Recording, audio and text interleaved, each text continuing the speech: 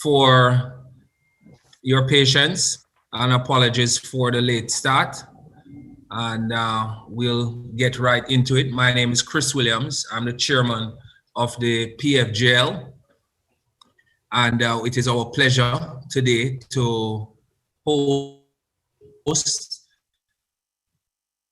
this press conference to firstly say thanks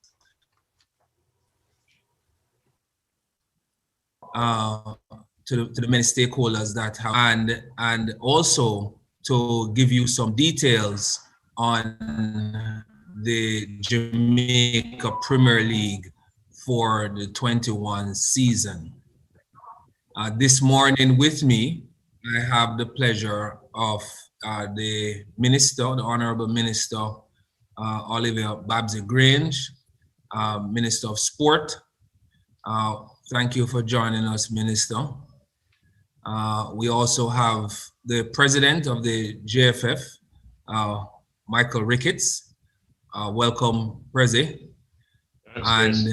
And also joining me at the head table is the presenting sponsor representative, the Chief Marketing Officer, Nasha Monique Douglas, my good friend and miserable wine drinker. Nasha, well, welcome.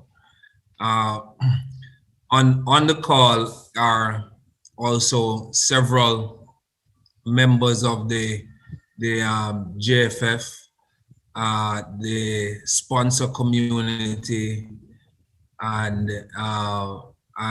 the minister's office. We thank you all for your support and hard work in putting this together. We also have, of course, the PFJL team, my directors and executives. Welcome. So, without further ado, I'm going to ask Michael Ricketts to open with some greetings and welcome us. Thank you very much, Chris. Members of the board of the JFF, Minister of Culture, Gender, Entertainment and Sport, the Honorable Olivia Grange, members of the board of the PFJL, Mr. Chris Williams, Chairman of the Professional Football Jamaica Limited, Ms. Nasha Douglas, CMO Digicel Jamaica, special invited guests, partners, reps from CONCACAF, reps from FIFA, members of the media. Today's press conference emerges from a period never previously experienced in the country and more so in sports, including football. During a period of 14 months of a hiatus in football, we ironically saw a number of positive developments. The JFF would have set up a committee chaired by Mr. Christopher Samuda and included JFF representatives, independent persons who were tasked with the responsibility of making recommendations to the JFF for a new model for professional football in Jamaica. The Professional Football Jamaica Limited was formed with a new governance structure, a new commercial model, and a new vision. New, dynamic, loyal, committed, experienced leaders who love the sport were put in place. Corporate Jamaica, obviously, were impressed with the new approach and the potential to benefit commercially, that they not only committed resources, but they remained silent, patient, but loyal.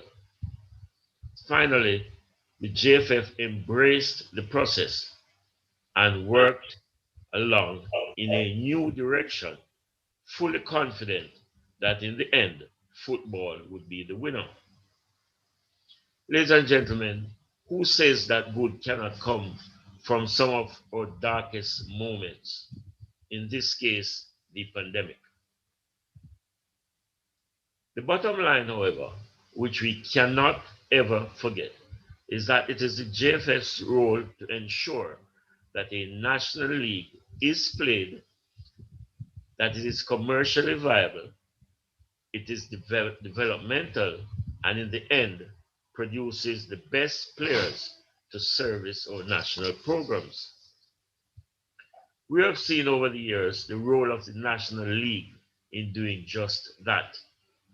When you look at the 30-man squad, for example, that will be traveling to Japan in a matter of maybe 10 days for 3 games, 18 of the 30 players would have participated in our local national league. Most of that number are currently playing overseas, and I'm sure all 18 hope to be in the Gold Cup squad when the World Cup and, of course, the World Cup qualifiers. Further, ladies and gentlemen, when we look at the broad pool of players identified by Coach Whitmore ahead of these tournaments, let me update you on where these players are located as we speak. The USA, United Kingdom, Sweden, Egypt, Belgium, Scotland, Serbia, Germany, Jamaica, Turkey, Israel, Costa Rica, Sudan, Canada, and El Salvador. Do you remember what the 98 squad looked like? Where did our players come from for the majority of that campaign? That is what the National League facilitates, and that is what the JFF wants to continue happening over the next coming years. Minister, it was therefore very pleasing to us when the go ahead was given for the league to resume, coming at a time where it does give the coach some opportunity to see our local players in competitive football ahead of these critical tournaments. I'd also like to use this opportunity to again express our thanks to the ministers who lead the different ministries who would have impacted the return in a positive way. And I speak of course, Minister Grange and Messrs. Tufton and Mackenzie. Many persons think the inactivity automatically rules out these players. However, the JFF and the national technical staff can never take that position. The door is always open. Players need to knock loudly on it. They need to pound on it. In the end, the JFF wants the best available players on the field at all times. Hence, since authorization was given, our competitions and technical committees, led by Messrs. Daly and Speed, have worked tirelessly to ensure that no more time is wasted and that ball needs to be played. I urge all involved to follow to a T all protocols as if your lives depend on it. And indeed, lives do depend on it. I want to commend the members of the PFJL who have worked hard, the JFF members, respective government ministers, and their staff members, and of course, corporate Jamaica, for the commitment to take us where we are as I speak. I again want to say a huge thanks to all the parties involved. I want to ask of you that you continue to give support to the Federation. This year going to be very crucial, going to be very critical. And we not just want to operate from a footballing perspective, but we need to give Jamaicans something to be happy about. We need to give them that feel good feeling that will translate to building and revitalizing a nation that has been torn apart by the pandemic. Again, I must say thanks to you all, particularly to Minister Grange. Huge thanks to you, madam. May God continue to bless you all. I will hand back to Chris. The JFF has decided that we will concede to some of our sponsors and to some of our partners as it relates to making very crucial announcements. Thanks again, and may I now hand back to Chairman Chris Williams.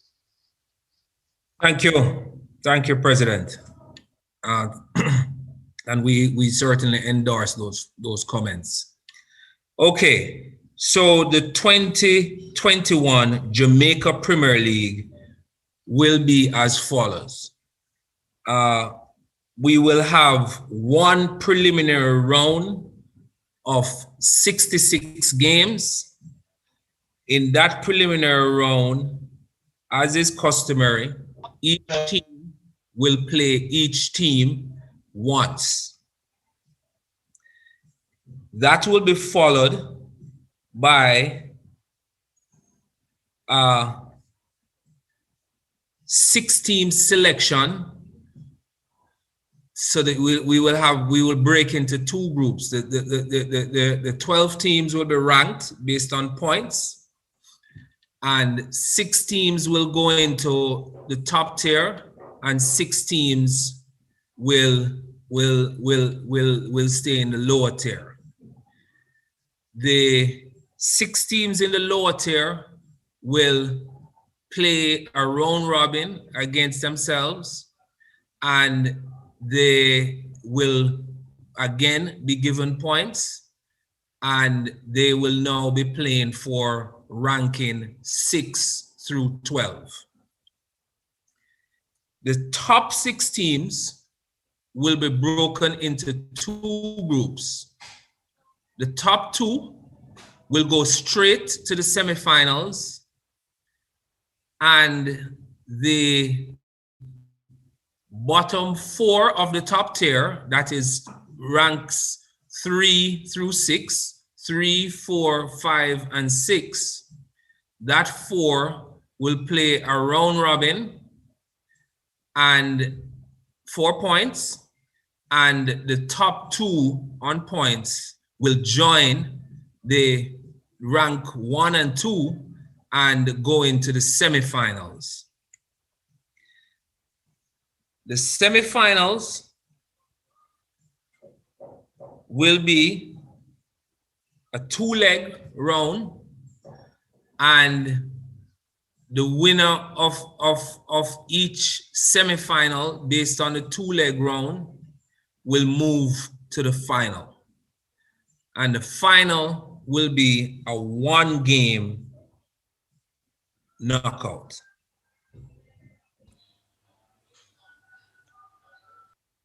I will now ask Nasha. I will repeat this shortly, but before I do, I will ask Nasha, our presenting sponsor, Digicel, to announce the start of the league. Good morning, all, and thank you, Chris. I'd like to, before announcing the league start date, just want to thank everyone who made this possible. So the government of Jamaica, the team from the PFJL. Chris, you have been a very passionate person like myself. So what you consider miserable, I consider passion for football, as well for passion for Jamaica. And so this is an amazing day for all of us.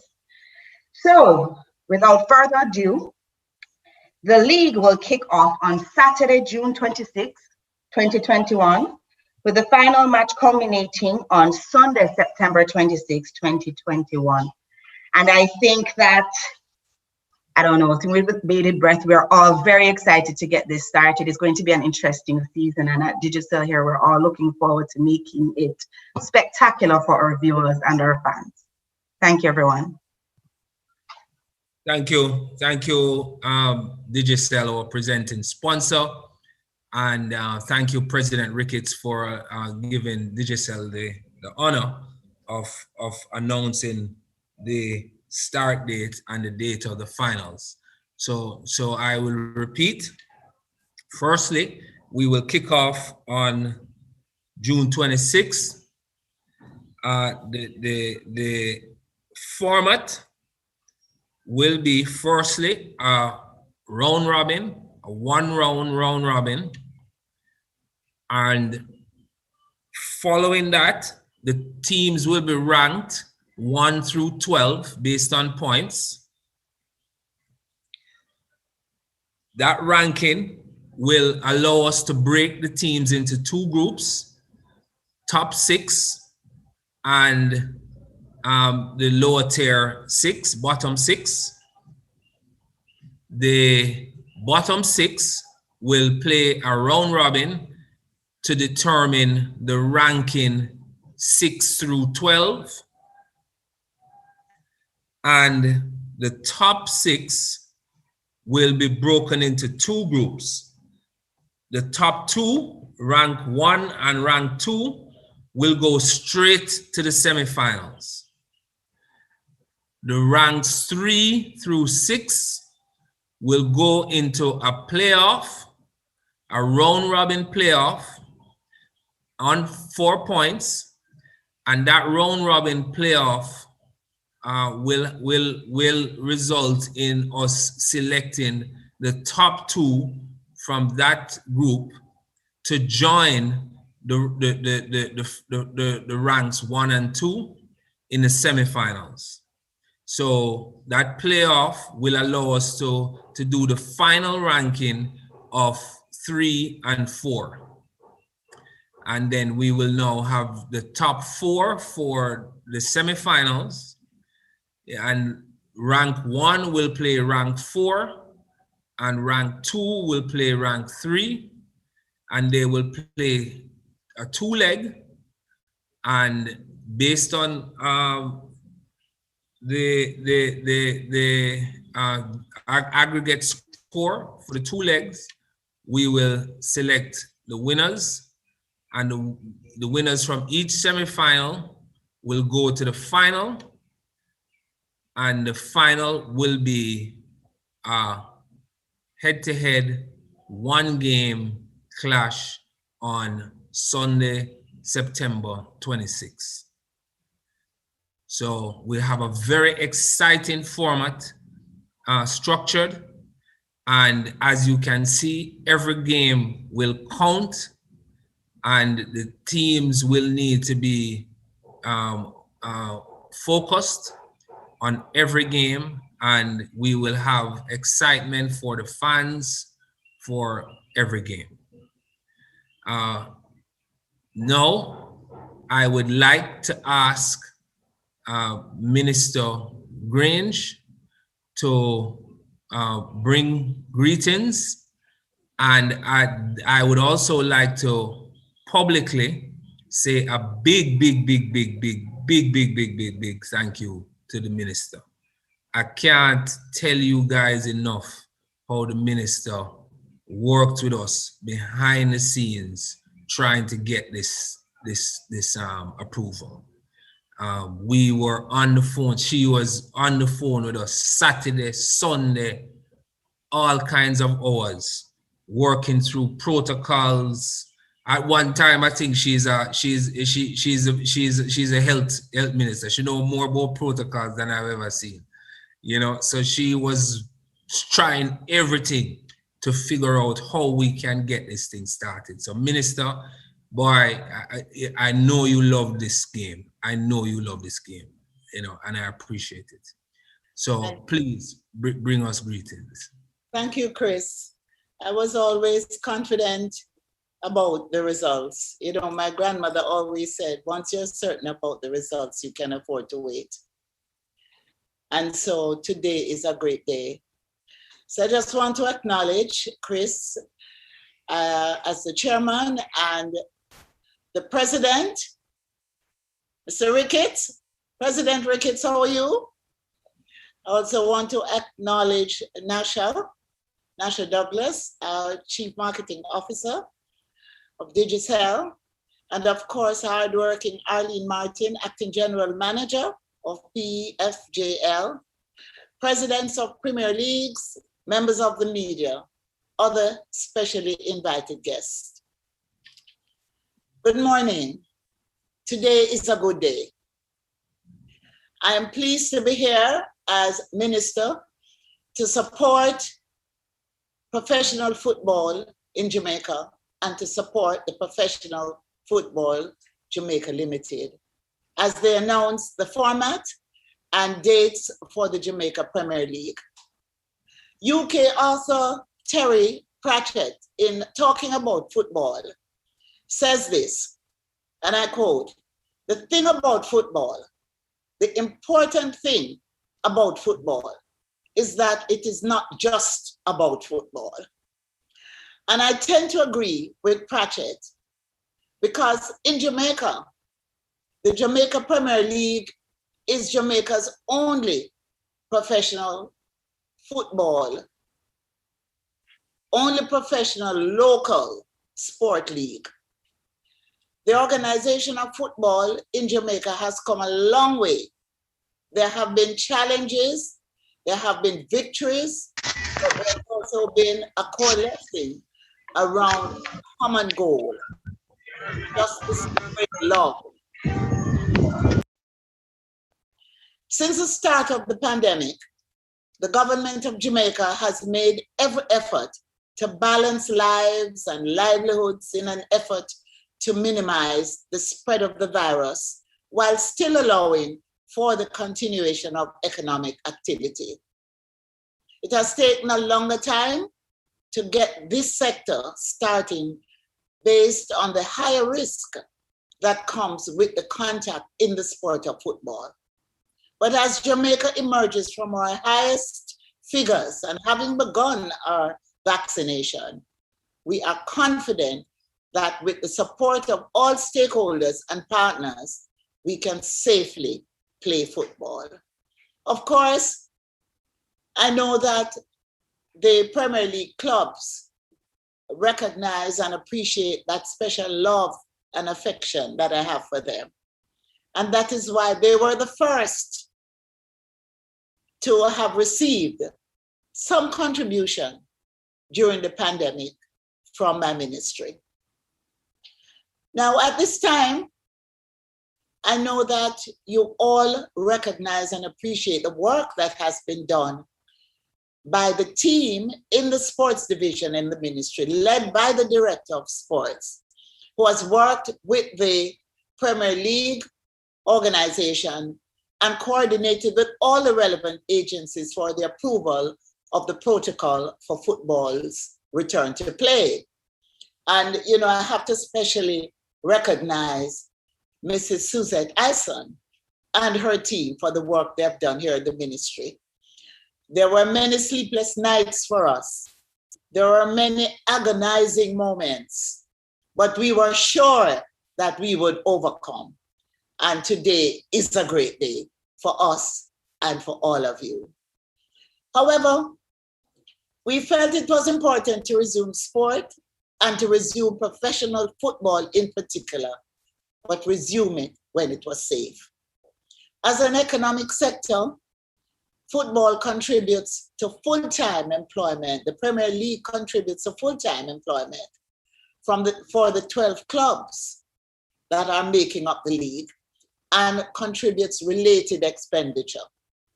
Last year, the league reported losing in excess of 96 million Jamaican dollars. Am I right, Chris? We know that this had a severe impact on close to 900 persons employed by the league. This season alone, although shortened, the staging of the league is estimated to generate over 200 million Jamaican dollars in the economy. It definitely is not just about football. Last month, as a ministry, we began the discussion about how we can elevate the game by building the mental muscle of the mind. During this pandemic, many Jamaicans, not just athletes or footballers, had to dig deep as we navigated the mental pressures of a lockdown, of feelings of isolation, of job losses and personal losses, of losing loved ones, of abuse, of adjusting to this new normal. These issues were compounded by not having the outlet to play sport.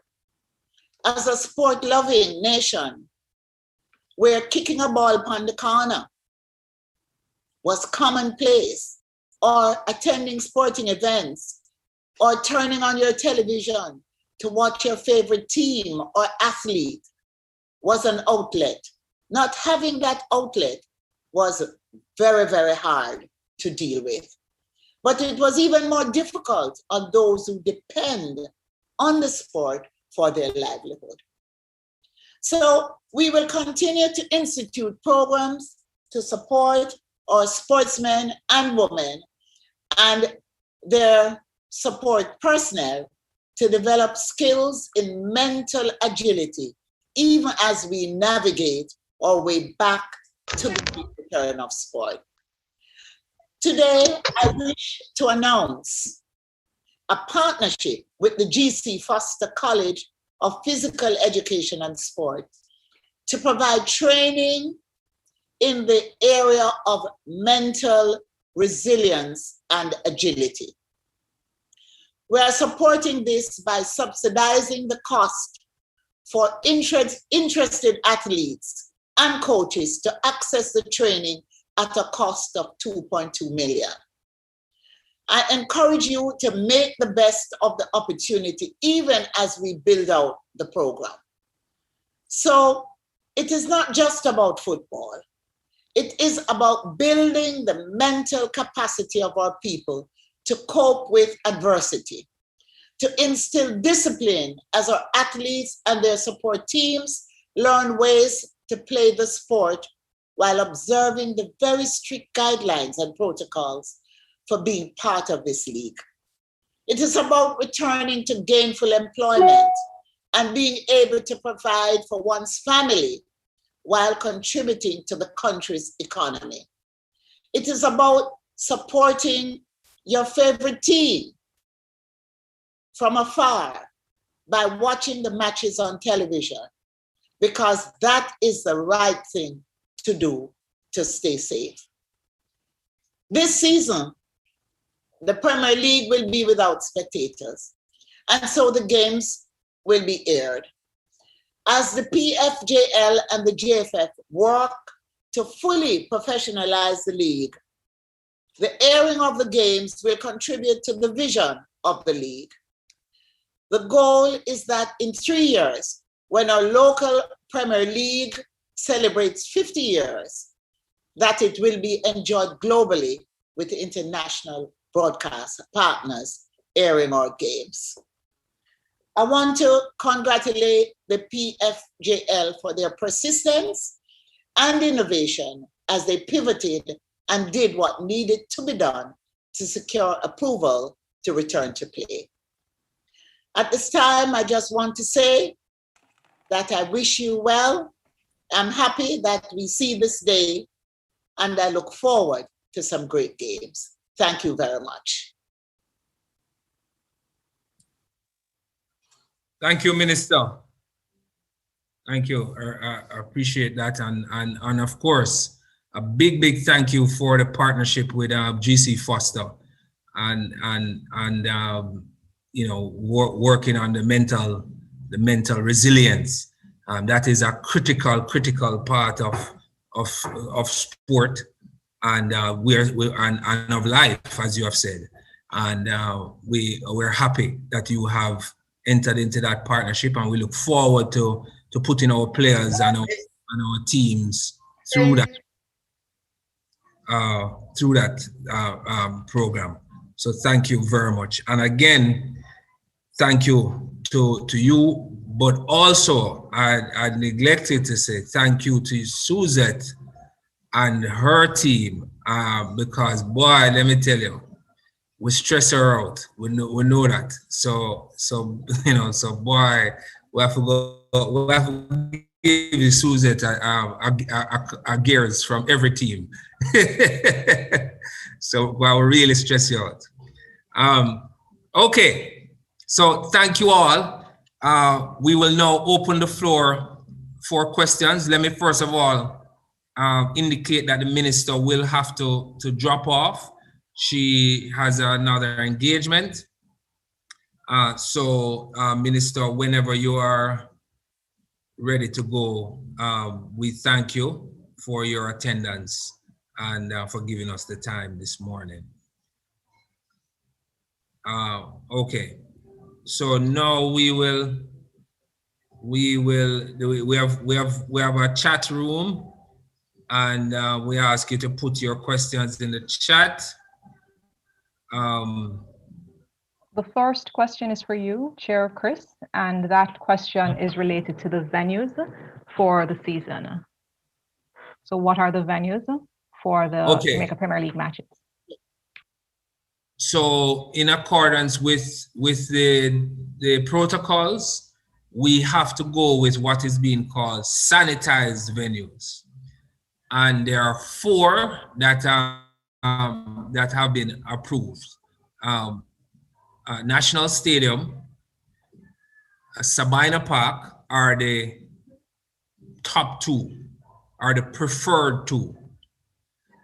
In the event of a clash in any of those 2, we have 2 backup, which is Stadium East and the Horace Burrell Center, JFF Horace Burrell Center at UWI. So those are the venues. Next question. Thank you, Chair. The next question is directed to the Jamaica Football Federation. In the opening remarks, the president of the JFF, Mr. Michael Ricketts, mentioned that the chair of the competitions committee, Mr. Gregory Daly, worked hard with his team on the development of the league format. The competitions chair is present, Mr. Daly. We also have present the general secretary of the Jamaica Football Federation. The question related to the season is this. It says that in seasons past, the teams 7 through 12 would end the season where they stand at the end of preliminary round games. But this season, they enter a new playoff phase to determine their ranking. What was the reason behind creating this further round of matches for the lower half of the league? And that question is from Parchment and directed to the Jamaica Football Federation. And I already mentioned that we do have a couple of representatives present. And so I'll ask one of the representatives from the JFF to respond to that question.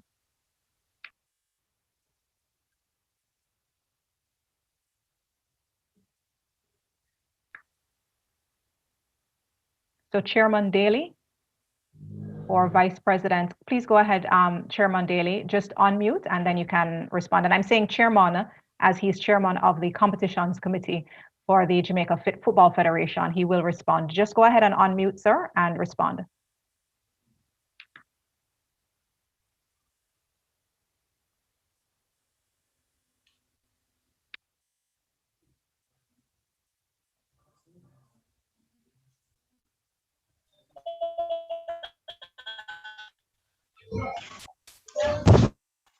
Okay, good afternoon, everyone. I had some trouble unmuting. In answering that question, we know that this is no ordinary season, and we realize that the clubs will be playing much fewer games than in previous seasons.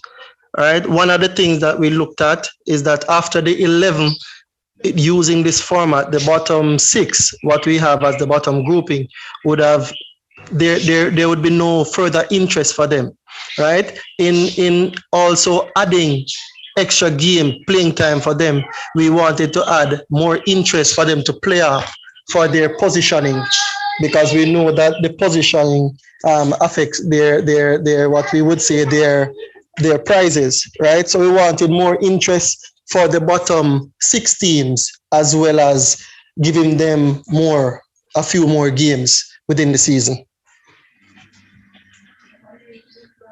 Thank you very much, Mr. Daly. And while you have your mic open, there's another question that would, I believe, be relevant to the Jamaica Football Federation, and it's from Roger Haspel. And it says that it was stated that the next 2 seasons will not see demotion and promotion of teams. Does this include the announced truncated season? So if you could respond to that as well. Yes, it does include this season. If truncated is the word that is being used, there will be no relegation for this season. Okay, thank you very much for that question. And I believe the next question goes back to the chair of the PFJL, and that is to Mr. Williams. This question is from Brian Lewis, and it is, how will teams benefit financially from the kickoff to the end of the season? Well, I assume you mean how much. I mean, how they will benefit is obviously we're going to provide a subvention, a monthly subvention, and we're also going to provide a profit share, and we're also going to provide prize money. So those are the 3 revenue streams that each club will look forward to. We are still finalizing the budget and finalizing the subvention amount. So that will be settled, by, I would say, within another 10 days. So they will get a subvention, a monthly subvention, and then they will also get prize money depending on their finish. And then they'll also, at the end of the season, when we tabulate up all the income and take away all the expenses, whatever surplus is left, we will also divide that up. We'll make a bonus payment at that time. So those are the revenue sources from the league to the clubs. Thank you very much. Another question here is from Levy, and it's an abbreviated name, so I don't have the full name, pardon me. Can some light be shed on the protocols to be observed that will ensure player and personal safety? Is the first part of the message. There was another question related to protocol, and we'll comment on those. However, specifically this question from Levy also asked, will all players be vaccinated? I know that Irani Sarju from the Ministry of Sport is still on the call, and so is the Director of Sport, Suzette Eisen. And I'm not sure if the Director of Sport, Mrs. Eisen, whom we've mentioned a couple of times, or Rani Sarju, if one of you would like to address the question related to vaccination.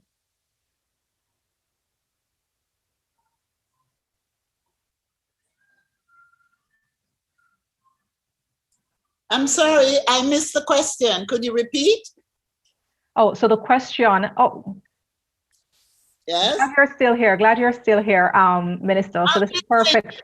I'm in another meeting, but okay, thank you. So one member of the media would like to know, will all players be vaccinated? This is something that has been discussed with the Director of Sport and with support from Rani Sarju, and there is a position on this. So if you could shed light on what will happen with vaccinations.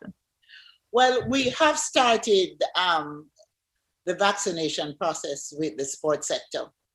And the intention is to ensure that we have started first with those who are scheduled to go to the Olympics. But we have also done, some footballers have already been done. So it's an ongoing process, and the intention is to make sure everyone gets vaccinated. That's our intention. Thank you very much, Minister. And then the other question related to protocol, we also have the chair, the Professional Football Jamaica Limited chair for the Committee on Infrastructure and Development with responsibility for competition, who led the development of our protocol, Mr. Lloyd Distant. I hope you're still on. And I was wondering if you could, sir, Mr. Distant, address the question related to, I'm just scanning to make sure that he's still on, to information on the protocol in terms of what would be the protocol that would be done. And I'm going to follow up immediately, not only on the general protocol direction, but also will there be COVID-19 testing for the players and staff before the start of the league season? Morning, Arlene. Morning, everyone. Arlene, could you repeat, please, the question in regards to protocol? What would you want us to highlight? So it was a general question, and the question was simply if you could shed some light on the protocols to be observed that will ensure player and personnel safety. Okay. So the protocols are established in what I'd call 3 primary buckets. One has to do with competition and training protocols. The second has to do with club protocols. And the third one is guidance for the players themselves. In relation to club protocols, just provide some very quick examples. The locations for persons to enter, the protocols and administrative steps that need to be taken as people enter the facility, which includes temperature checks and creating logs and ensuring that those are retained, stretches all the way to the training type protocols, which includes how many people gather in particular areas of the field at any particular moment. It would cover the balls themselves, how people are spaced and seated on the benches on the fields, as an example. And many of those are replicated for the competition as well. In relation to the club and training protocols as well, there are some very specific requirements in relation to what we call marshals being on site at the club facilities for all training activities and events as well. I hope that provides a quick summary to the question that's asked. Thank you. And then the other part is, will COVID-19 testing be done before the start of the league season? Yes, we are currently in the process of finalizing our partner for that, but arrangements are made for the way that the process is established is that testing will take place before the start of the league for all clubs and players, or for all players and officials of the clubs prior to the starting of activities, and certainly as the matches continue, there will be a process around continuous testing that will take place. Thank you very much. We'll go back to Mr. Daly from the JFF, and there is a question from Dwayne. I'm not sure if this is Dwayne Anderson. And the question is, when will the playoffs for the bottom 6 begin? And when will the top 6 playoffs begin? So it's about the date for the playoffs for the groups of 6. When will the playoffs for the bottom 6 begin? And when will the top 6 playoffs begin? I'm going to invite Mr. Gregory Daly to respond to that question, please.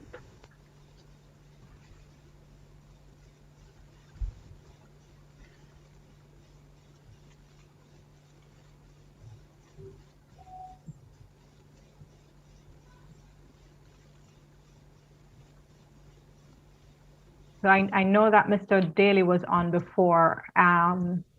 If you're able to unmute, if not, I'm not sure if another member of the JFF, the vice president with responsibility for that area, Mr. Anderson, is also present, and we have the general secretary and president as well.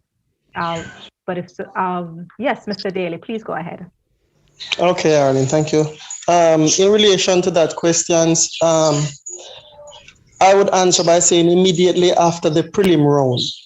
I will not be specific as to a day and date, as the fixture is not yet circulated, and as well we may have adjustment during the season, but it's immediately, the playoffs comes immediately after the prelim round, where we move to the second stage.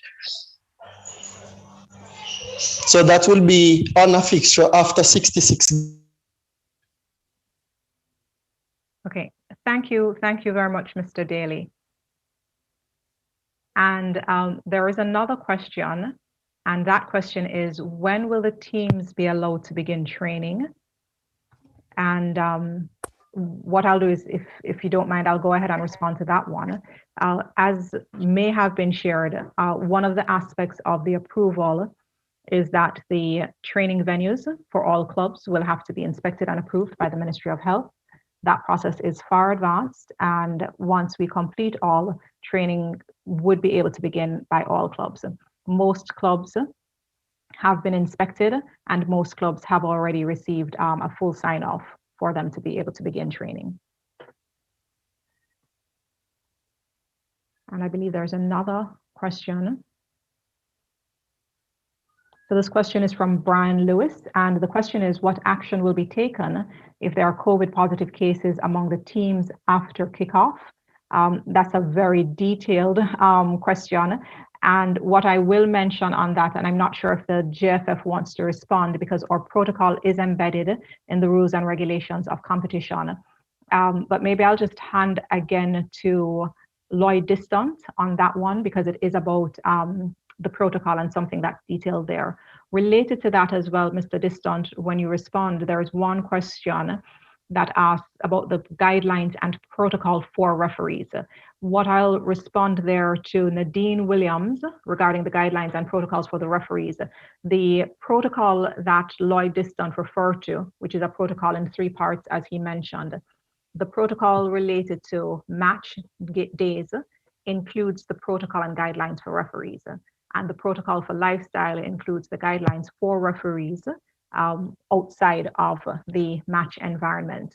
One of the things that should be mentioned, because there was also the mention of training, the Jamaica Football Federation, the JFF, is working with the Ministry of Health for training, and an initial session actually takes place this afternoon. So we have begun the training on protocol and training COVID marshals for the league season. Mr. Distant, if you'd like to comment on that question, which is what action will be taken if there are COVID positive cases. I don't know if I should, sorry. There are 2 sides to the action. So I think the first one in relation to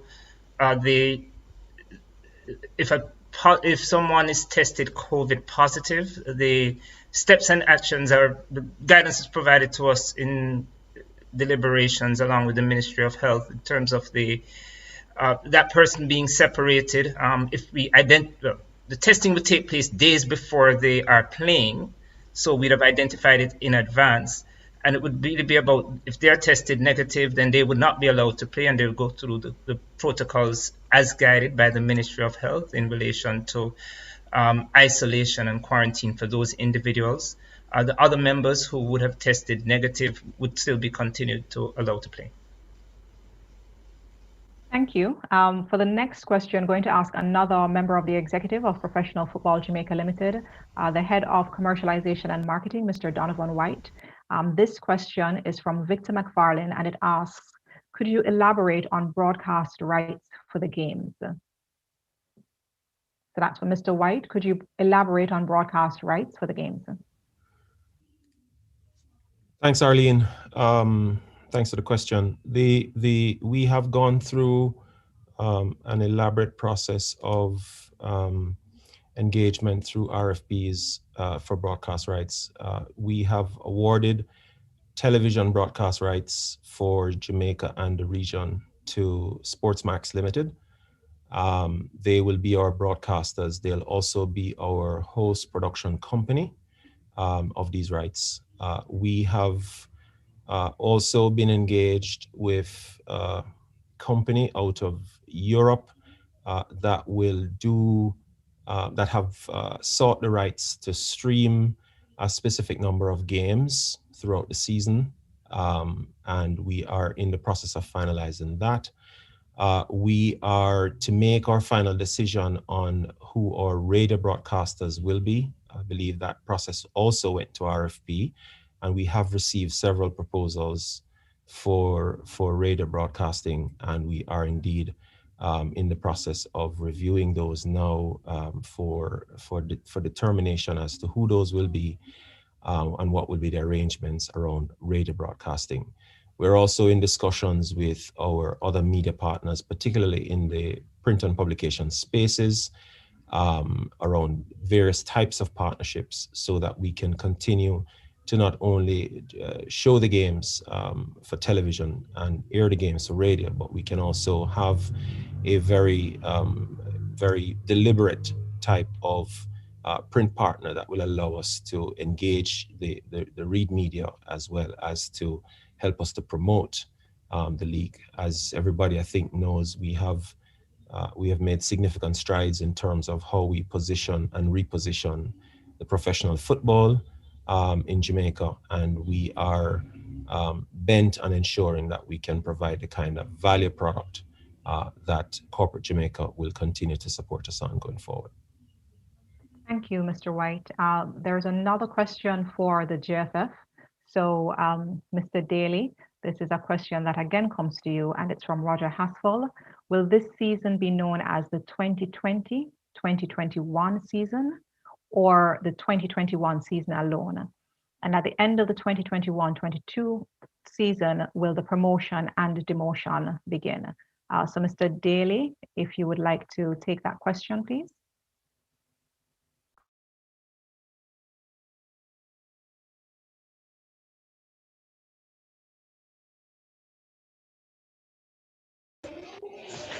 Okay, this is the 2020-2021 season. And there was a second part of the question, if I'll just go back to it, and it asks if at the end of the 21-22 season, will the demotion and promotion begin? Yes, that would be where the demotion and the promotion begins after the 2 years, yes. Okay, thank you very much. And sure. So related to broadcast, there is a question about whether the games would be televised. Mr. White spoke about what we're doing with respect to broadcast rights, and broadcast are bringing the games to you across all channels. What I will say at this point is that the PFJL is going to again present to the media what the plan is for our fans, both in Jamaica, across the Caribbean and beyond, to enjoy that, and we'll come again with our partners in those areas to address that. So we will share with you how that will be handled. And this is a question now to the JFF. And for the JFF, can you elaborate on how this season will determine regional competition qualifications in light of Waterhouse and Portmore United's withdrawal from the Caribbean club competition? And has FIFA given dispensation regarding the playing of the league as games will be played during the Gold Cup? So that is a question, and that is from Daniel Wheeler to the JFF. Okay, the first part is, could you go back over the first part for me, Arlene, please? Of course. It asks, can you elaborate on how this season will determine regional competition qualifications? And this is in light of the Caribbean club competition. That's the first part of the question. And the other part of the question is, has FIFA given dispensation regarding the playing of the league as games will be played during Gold Cup? Okay, all right, for the first part, yes, this season, as any other season, the first place and the runner-up will be the two representatives that will go forward to represent us in the Caribbean Club Championship, because this is our competition for the year. This is our Premier League for the year, and it is recognized as such. All right. For the second part is games being played during the Gold Cup, right? Because of the circumstances, all right? FIFA, CONCACAF, they understand, and we ensure to make communications with them to ensure that everything is okay with what we are doing, and everything, sir, as I can say, is in good light and is accepted based on the circumstances. All right, thank you. Keep your mic open, please, Mr. Daly. What are the playing days for the league? Will the playoffs be concurrent? That is the top 6 and the bottom 6. Will those playoffs be concurrent? And the first part of the question is, what are the playing days? All right, for now, the playing days, we're looking at Friday, Saturday, Sunday. It is mostly weekends, and in view of time constraints, we may have to put in some midweek games. Saturday, Sunday, Monday, just to be clear. Thank you. Thank you very much for that. And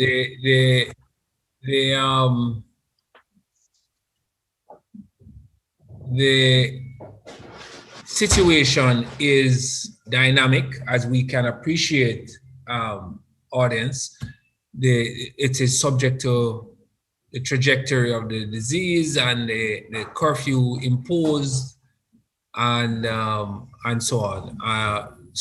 But as it stands now, Saturday, Sunday, Monday. Thank you. There's another question from Dwayne Anderson, and it asks, will members of the media who will broadcast the games be required to be tested before the league? And will this be required to be done on a regular basis throughout the competition season? And I'm not sure, Mr. Distant, if you'd like to comment, and what I could do, if you wanted me to add anything to that, I could also respond, but please feel free to respond to that, Mr. Distant. No, Aline, I think you are a better position to respond to this particular one. All right, then. With this particular one, the protocol that has been developed, you will recall that was stated that we also have to have all venues approved, and that's based on inspection and certification by the Ministry of Health. In that process, all the match venues have to be inspected and approved. Both the National Stadium and Sabina Park have already been inspected. In the protocol specific to venue, which is where the media would be present for the broadcast of games, there are zone separations, and the testing requirements for different zones vary. We have finalized with the Ministry of Health the testing protocol for the critical persons, and that would be all the players, and the technical persons who would be in direct contact with the players, and that was something responded to. We are in the process of finalizing the specific protocol for media in terms of something that would be a little lighter in the requirements for testing. However, what we can say is that testing will be required. What we would not be able to specify right now is what is the exact frequency of testing and the type of testing. While we have confirmed that for the players and technical persons in contact with players, we're yet to finalize that. There is something on the table, and it's just a matter of final sign-off. However, it would be required in terms of testing. What I should mention as well is that there is going to be accreditation and restricted access to the matches. And so media partners would have to go through that process, because we have to control. The Ministry of Sport is still present, and they will let you know that a part of the process is that we have to limit the number of persons who are going to be present. And so we've worked with them on determining what's the ideal number, of course, with the JFF and the ministry, as well as what would be the accreditation, and that would involve media as well. And I'm just checking through for additional questions and answers. Brian Lewis is asking, how will the 2 p.m. curfew time affect Sunday games? Mr. Distant or Mr. Daly on Sundays?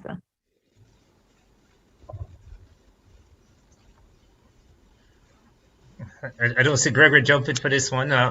So the time we have been in discussions in relation to varying and adjusted time schedules for the start of the league. So if we are playing on a Sunday when there is still a 2 p.m. curfew, then the matches would likely have to start earlier, maybe 9 or 10, but we are still in deliberations to finalize the start times of the games.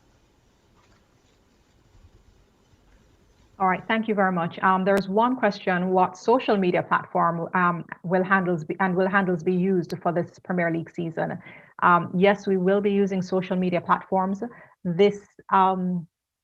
This particular press conference is actually on our YouTube page already, so we've activated that. And I'm just going to ask our team member from PFJL for marketing, Tori, if you could for me, please, in the chat, just type the handles in for the Jamaica Premier League so that persons can become aware of that. And that's something that we will share with you, as we will share content with you throughout the Premier League season. So we will share that information with you shortly. And that question was from Beverly. And I'm just checking through for any additional questions. We are aware of time constraints. So Chair, I'm not sure if you have any additional remarks or comments. And based on this, just anything to direct it possibly to the ministry or to the JFF as I look through for additional questions. No. So, everybody, thank you for for turning up today, and in this new normal, a virtual launch. But we have several press conference coming up. We have the exact broadcast times coming. We have the unveiling of the gears and each sponsor. So as you know, we have a sponsor for each club, and so we are going to be unveiling the gear and each sponsor, each club sponsor at that time. We have additional sponsors that are coming on board, so we will be making those announcements next week. And as I said, we have the broadcast times and the broadcast plans, which we will be announcing with Sportsmax closer to the expect to be engaging you quite frequently over the next few weeks as we unveil various aspects of the league. But bottom line is spread the word, ball is back, and we want all eyes glued to the Premier League. We're going to some exciting from the various clubs. So again, thank you, Minister Grange. Thank you for your support.